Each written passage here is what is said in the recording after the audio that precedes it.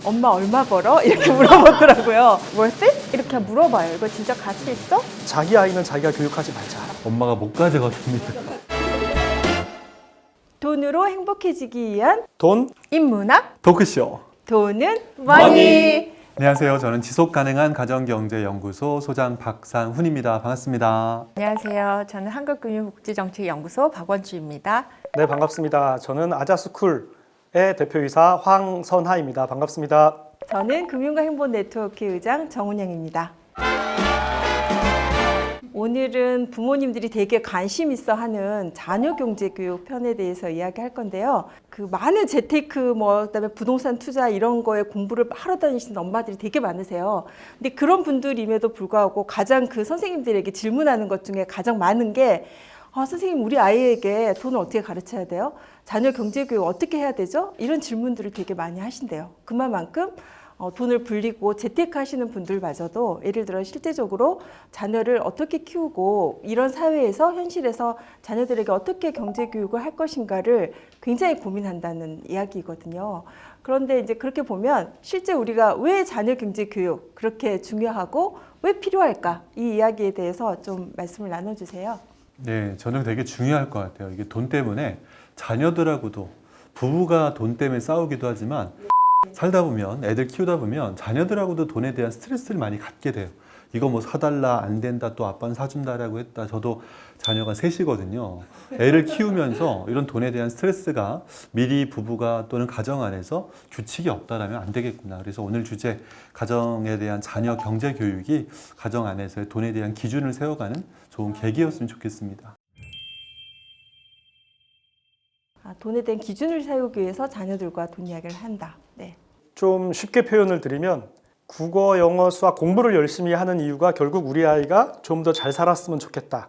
남들에 비해서 뒤처지지 않았으면 좋겠다. 경제적으로 좀 더 부유해졌으면 좋겠다. 라는 취지를 가진 거라고 생각을 하는데요. 누구나가 가지고 있는. 그래서 열심히 공부를 시키는데 정작 잘 살기 위한 교육 중에 하나인 경제교육은 너무나도 등한시해서 요즘에 보면 좋은 학교 나오고 좋은 교육을 받았음에도 불구하고 굉장히 어려운 경제 환경에서 지내는 사람들이 참 많이 있는 것 같아요. 그래서 제 이야기 한 것 같네요. 경제 교육은 받고 말고의 문제가 아니라 국어, 영어, 수학도 중요하지만 그 그렇죠. 근저에서 네. 우리 삶을 책임져주는 굉장히 네. 중요한 요소이다. 저도 비슷한 맥락인데요.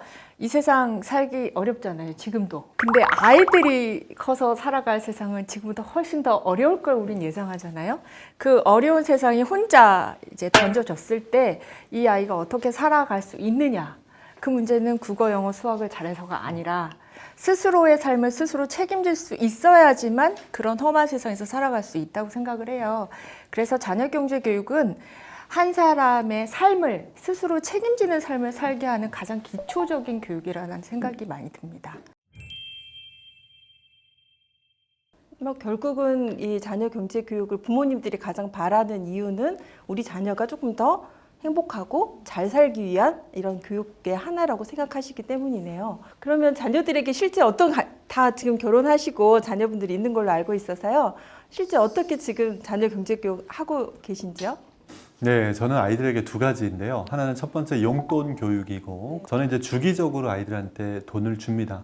그래서 여기서 저는 자녀들에게 좀 가르치는 것은 일단 돈이라는 것은 많이 벌면 되고 또 벌 수 있는 능력도 중요하긴 하지만 그 정해진 돈 안에서 효율적으로 써야 된다라는 어떤 유한성 개념, 자원은 유한하다라는 것들을 개념을 좀 알게 하고 저는 아이들에게 주기적으로 용돈을 주거든요. 그래서 주기적으로 주는 그 용돈만큼은 본인들이 재량껏 용돈 안에서 규모 있게 쓰는 거. 그 두 번째는 가끔 가다가 발생하는 가외돈이 있잖아요. 평달에 꾸준하게 받는 돈 말고도 간혹적으로 발생하는 그런 돈들, 생기는 돈들을 어떻게 관리를 해야 될 것인가, 그런 것들은 본인이 좀 계획적으로 준비하고 쓸 수 있는 어떤 항목들을 미리 준비하는. 그래서 제 말씀을 정리하면 돈은 유한하다라는 어떤 유한성, 그래서 효율적으로 잘 써야 된다는 개념하고 앞으로 돈을 내가 어떤 것이 필요하고 어떻게 준비를 해야 될 것인가라는 계획성, 두 가지를 좀 이야기하고 있습니다. 저는 작정하고 경제 교육 하진 않았던 것 같아요. 뭔가를 작정하고 했다기보다는 돈과 관련된 얘기가 은연중에 꽤 많이 나왔던 것 같아요. 왜냐하면 제가 그런 일을 하고 있다 보니 작정하고 야 경제교육 하자가 아니라 그냥 자연스럽게 돈에 대한 얘기를 꽤 많이 은연중에 스며들도록 하지 않았나라는 생각이 들고요. 지금 그 유한성과 계획성을 말씀하셨는데 비슷한 맥락인데 저는 자제에 대한 얘기를 많이 했던 것 같아요. 그게 유한성하고도 연결되잖아요. 자제하는 것. 네, 자제하는 것. 내가 뭐든지 다 할 수 있으면 자제력이 필요 없을 수 있겠지만 우리가 가진 자원은 한정돼 있기 때문에 한정된 자원이라고 한다면 자제력이 필요하다는 얘기를 가 될 수 있거든요. 그래서 가장 많이 얘기했던 것 중에 네가 원하는 거 다 할 수 없어. 그러려면 한정된 자원에 대한 인식이 필요하고 어떻게 하면 이걸 잘 자제할 수 있을지 어떻게 보면 내가 스스로를 나를 다스리는 얘기거든요. 그런 얘기는 좀 중요하게 얘기가 오고 갔던 것 같아요. 책 중에도 마시멜로 네네, 이야기라는 그렇죠. 것도 있잖아요. 그 자제력을 참는 거. 이야기하는. 네네. 제가 경제 교육이 필요합니다라고 사회에서 이야기를 한 지 벌써 20년이 됐어요. 아이빗 연구소라는 회사를 만들어서 그래서 아이들과 함께 방송도 많이 출연을 했고 여러 가지 이슈를 아이들과 같이 디벨롭도 했는데 결과적으로 말씀드리면 너무 힘들어요. 우리 애들이랑 뭐 하는 거는 우리 애들만 아니면 제가 정말 너무 잘할 자신이 있는데 우리 애들이어서 너무 힘들어서 제가 스트레스도 많이 받고 한데 저는 박 소장님 이야기처럼 딱 경제교육은 이런 거야 라고 제가 우리 아이들 앉혀놓고 하면 바깥에선 다 제 얘기 듣지만 우리 두 아이들은 제 얘기를 듣지 않습니다. 네, 그렇죠. 그래서 저는 말씀하신 것처럼 아이들 데리고 제가 사업하고 있는데 데려가서 보여주거나 제가 어떤 인테리어가 필요할 때 같이 가가지고 어떤 색깔을 원하는지 어떻게 구성을 했으면 좋겠는지 물어본다거나 돈이 생기면 이 돈을 어떤 식으로 쓸래? 라고 물어보거나 이게 중간중간 개입하면서 아이들을 좀 유도하는 방식으로 좀 끌고 가는 스타일이고요. 제 이야기의 좀 결론을 말씀드리자라고 하면 자기 아이는 자기가 교육하지 말자. 전문가에게 맡기자. 네. 그게 가장 서로 바람직한 하자. 교육입니다. 우리가 그 뒤에 누가 가르칠 것인가 나오거든요. 그때 제가 살짝 그 이야기를 했는데 품앗이 하셔야 되는 것 같고요. 저도 특별히 삶 속에서 그냥 늘 이야기를 했던 거지. 그리고 저는 기본적으로 경제교육이 생활의 여러 가지 것들을 사회 여러 가지를 보는 눈이 좀 있어야 되는 것 같거든요. 그래서 그냥 여기저기 데리고 다니면서 이게 가난이라는 것이 뭔지 그냥 보여주는 거고 부자는 뭘 할 수 있고 가난은 어떤 애로점이 있고 또 사회에 이런 여러 가지 문제가 있는데 이런 문제 속에서 어떻게 뭘 해결해 나갈까 이런 질문들이 그냥 나중에 생각해 보니까 경제교육이었던 것 같고 한 가지 에피소드를 말씀드리면 저는 이때 이 질문으로 모든 게 저희 경제교육은 끝났어요. 너무나 제가 바쁘게 일하는 사람인데 하루는 저희에게 이렇게 묻더라고요. 엄마 얼마 벌어? 이렇게 물어보더라고요. 초등학교 2학년이 잠자리에서. 그래서 제가 그냥 진짜로 이야기를 했어요. 그랬는데 이 아이가 깜짝 놀라면서 엄마가 일을 얼마나 많이 하는데 그거밖에 못 벌어? 딱 이러더라고요. 그 순간 저희 아이는 그 다음부터 결핍이 자산이 된 것 같습니다. 그래서 저희 집 경제교육은 그 이후에 끝났어요, 사실은. 알아서 아껴 쓰고 절약하고 미래 걱정하고. 네, 미래 걱정하고 알아서 다. 부모의 재정적인 상황을 인지를 시켰군요. 네, 그냥 그 부모가 예전 부모하고는 달라서 그냥 나의 상황을 좀 이야기하고 편하게 이야기하고 서로 그 돈에 대한 이야기를 하고 돈의 크기에 대한 감각을 이야기하는 거는 되게 중요할 것 같아요. 요새 표현으로 현타가 네, 오면 아이들이 알아서 경제를 갖다가 습득하고 배우게 된다. 그래서 이제 우리가 이렇게 경제교육 했다고 또 이야기를 하는데 좀 경제교육 하신 그 효과가 있었어요? 어떠셨어요? 본인들이요. 네. 저는 이제 한 달에 2만 원씩을 통장에 자동 이체를 해주거든요. 그 돈을 가지고 본인들이 체크카드를 만들어서 쓰고 있어요. 체크카드를 제가 만들어서 줬는데 쓰고 나서 문자는 저한테 옵니다. 근데 그 내용들을 본인들이 한 달에 한 번씩 제가 내역을 정리해서 카톡방에 띄워주면 본인들이 보고 후회를 하는 거예요. 내가 이 돈을 왜 썼지? 또는 어디다 썼는지 모르다 보니까 본인들도 체크카드를 쓸 때마다 한 번씩은 더 생각하게 되는 그런 좀 몇 습관이. 살인 거죠? 큰아이가? 큰아이가 6학년 되는 13살. 이제 곧 그렇게 못 하십니다. 왜냐하면 왜 내 내역을 아빠가 봐야 돼 하고 나는 그걸 원하지 않아 이렇게 하는 그러게요. 그래서 오늘 패널진이 이렇게 다양한 세대별로 있는 것이 오히려 더 좋은. 참고로 제가 제일 어립니다. 아무튼 그래도 어렸을 때 그 교육이라는 건 너무나 중요하니까 아주 나중에 큰 효과를 보실 것 같아요. 네. 효과는 있는 것 같아요. 그러니까 우리 애들은 사실은 지금 대학생이 제가 됐기 잘 아는데 이 때문에 집은 좀 심해. 제가 볼 때. 대학생이 됐는데 생활비 제가 하나도 안 지원해 주거든요. 둘 다 각자 다 벌어서 자기 생활은 하고 있는데 얘네들이 사는 걸 보면 어떨 때는 나보다 훨씬 낫구나라는 생각이 들어요. 근데 어떻게 하냐면 얘네들은 물건을 딱 살 때 그냥 영어로 표현할게요. worth it? 이렇게 물어봐요. 이거 진짜 가치 있어? 이렇게 물어보는 게 자동적으로 이렇게 훈련이 된 것 같아요. 그래서 가치 없다고 생각을 하면 이걸 하지 않는 거죠. 대학생이니까 옷도 사고 막 이러잖아요. 옷을 어디 가서 사는지 봤더니 그 왜 구제품 파는 곳 있죠. 그래서 둘이서 구제품 파는 곳에 가서 옷을 사요. 그래서 남들이 입던 옷이니까 좀 안 그랬으면 좋겠는데 뭐라고 얘기하냐면 그 가격에 뭐 어차피 깨끗이 세탁이 된 거니까 그 가격에 그 옷을 사서 충분히 가치가 있고 충분히 오랫동안 그 옷을 활용할 수 있으니까 돈 쓸 만한 가치가 있다라고 얘기를 하더라고요.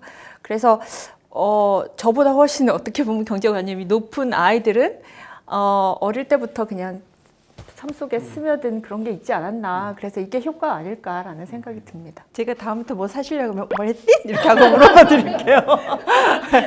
체크카드 계산이 날아가게끔. 애들한테 많이 말을 듣습니다.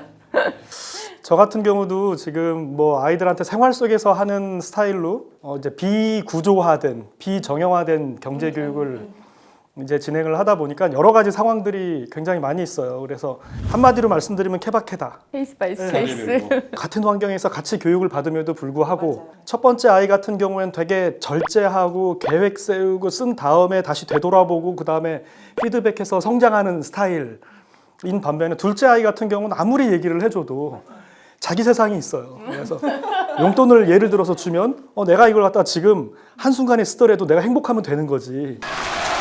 경제라는 게 그런 거 아니냐. 같은 교육을 해도 이제 이렇게 하는 반면에 첫 번째 아이는 아까 말씀드린 그런 좀 자기 스스로에 대한 드라이브가 있는데 이런 것도 아이들 교육 중에 하나인 것 같아요.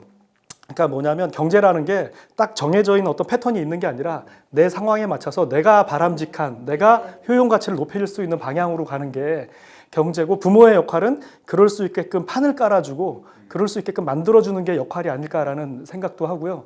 팁으로 말씀드리자면 구체적으로 아주 어릴 때는 어떻게 했냐면 아이들 막 마트 같은 데 가면 들어 눕잖아요. 네네. 뭐 사고 싶어가지고 그러면 배 튕기고. 네, 가기 전부터 계획을 세워요. 이번 장 보러 가서 뭐뭐를 살 건지 한번 쓰게 하고 가가지고 뭔가를 집으면 하나만 살 수 있어 라고 미리 약속을 하고 가면 아이들이 비교를 하면서 자기가 마음에 드는 걸 계속 비교하면서 다니면서 하나를 내려놔요. 이렇게 또 비교하고 내려놓고 이런 식으로 하면서 스스로 뭔가를 갖다 해갈 수 있는 그러니까 저는 경제교육에서 되게 중요하게 생각하는 이슈 중에 포인트 중에 하나가 자기 주도성을 아이가 확보할 수 있게끔 부모가 서포트할 수 있느냐 이 부분인데 지금까지는 좀 그런 면에서 잘해온 것 같아요. 그래서 제가 힘들어요. 아이들이 각자가 자기 주도성이 너무나도 뛰어나고 소신이 있어서 부모가 굉장히 참을 일이 많이 있는 것 같습니다. 저도 100% 공감하는 바입니다. 네, 항상 자기가 주도적으로 어려서부터 마트에 가서 고르는 걸 혼자 고르게 하면 보는 눈이 높아가지고 그 마트에서 제일 비싼 걸 골라요. 그러면 이걸 또 너가 주도적으로 하라고 했는데 안 사줄 수가 없잖아요. 사줄 수밖에 없어요. 뭐 어찌됐건 간에 그 주도성을 갖도록 하는 거, 내가 뭐 어떤 선택을 하게 하는 거. 그러니까 제가 보니까 이 자녀경제교육은 같은 자녀인데도 애 봐가면서 해야지 이 원칙이 따로 있는 것 같지 않아요. 그래서 되게 어려운 문제인 것 같은데요. 많은 부모님들이 궁금해하시는 게 그럼 자녀경제교육 언제부터 어느 시기에 시작하면 좋아요? 라는 질문 많이 하시거든요. 저는 지금 5살이 막내거든요.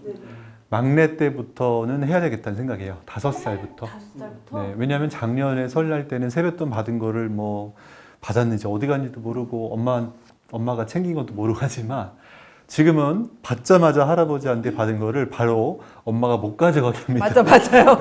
그래서 본인이 움켜쥐고 뺏어가 막 울고 하는 5살 딸내미를 보면서 이 애에게 돈을 잘 가르쳐야 되겠구나.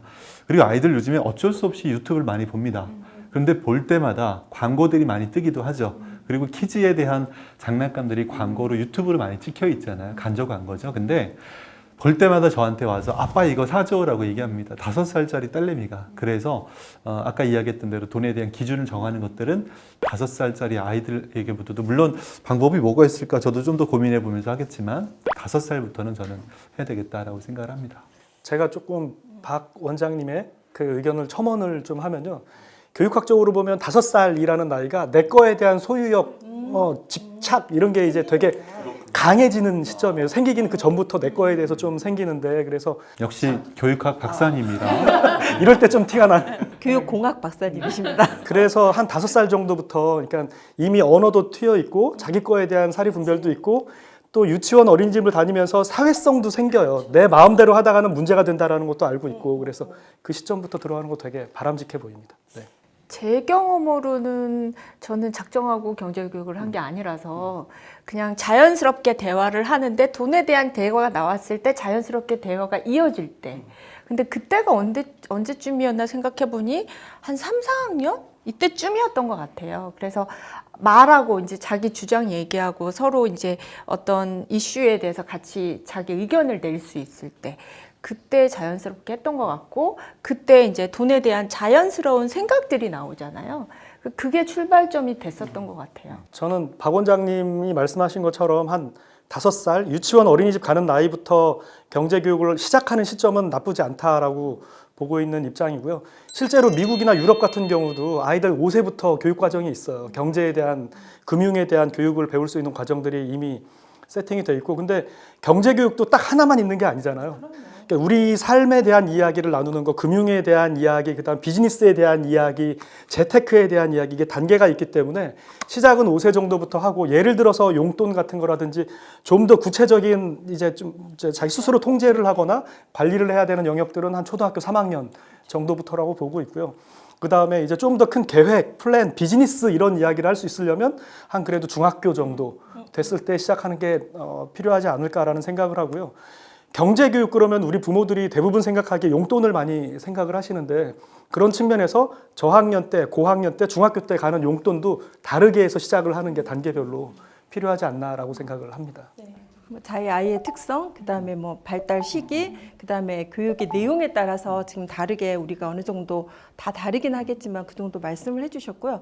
저는 이제 또 소비자로서의 어떤 선택의 문제 이게 경제교육의 가장 기본이라고 보다 보니까 이 질문에 대해서 제가 생각한 거는 뱃속에서부터 해야 돼 이렇게 했거든요. 내가 너를 위해서 지금 영양제를 먹고 있거든. 이게 얼마짜리야 이러면서 말해줘야 되는 거 아닌가. 영수증을 냉장고에 쭉 붙여놔야 되겠네. 네 뱃속에 있을 때 내가 이만큼 썼어 너를 위해서 뭐 이렇게. 태어날 때 동전을 입에 물고 태어나겠네요. 그리고 뭐 해가지고 선택의 문제는 이거 할래 저거 할래는 빨리 물었던 것 같아요. 저는 자녀가 셋, 제가 둘 하나잖아요. 근데 2명 이상인 집에서는 어쩔 수 없이 맞닥뜨릴 수밖에 없어요. 아주 어릴 때부터. 왜냐하면 서로 나눠야 되니까.